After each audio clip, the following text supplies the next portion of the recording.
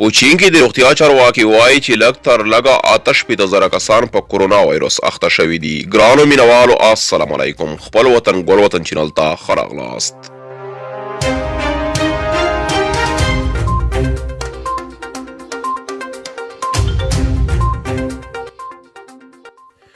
په تازه پیښو کې 142 کسان د کورونا وایرس له کبله مړه شوي او په دې سره په چین کې د یکشنبې تر ورځې د دغه وایرس له کبله د مړو شمیر 1615 کسانو ته ورسېده.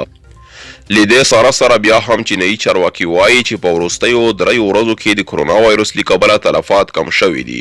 د چین د روغتیا کمیسیون مشر مای فانګ وویل چې د تلفاتو د کموالي علت دا دی چې دا هیواد د کورونا وایرس د کنټرول په حال کې دی. په همدې حال کې د روغتیا د نړیوال سازمان مشر اما تدرس ادهانوم ویلي دي چې د کورونا وایرس مخنیوی ستونزمن دی.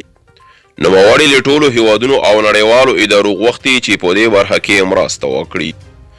د سازمان له چین څخه هم غوښتي دي چې د کورونا وایرس له کبله دقیق او په وخت معلومات خپاره کړي. د چین حکومت د هوبی ولایت چې 50 میلیونه نفوس لري کارانتین کړی دی. د دغه ولایت په مرکز ووهان کې په لومړي ځل دا وایرس پیدا شو. د چین ولسمشر زی جینګ پینګ لارښوونه کړې ده چې انټرنیټ کنټرول او په ښارونو کې د پولیسو شمیر هم زیات شي. دا وویل د انټرنیټ لارې د کورونا وایرس په اړه ویره خپریږي او ښو کسانو ته یې هم د سزا ګواښ کړی چې په ټولنه کې ویره او ترخه